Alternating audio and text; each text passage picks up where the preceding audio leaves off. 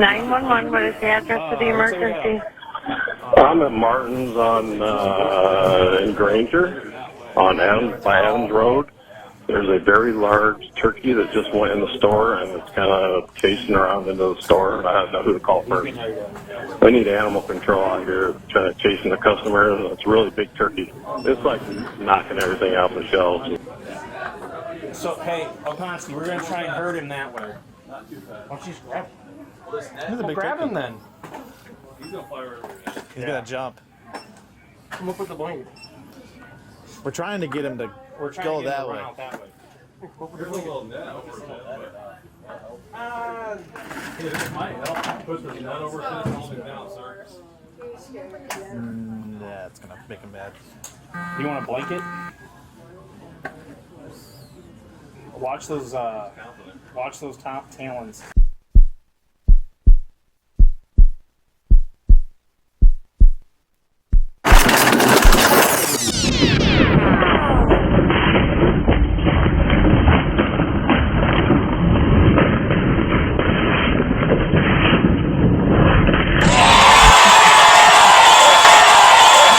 One turkey detained at 1452. Additional units make this 023 in disagree.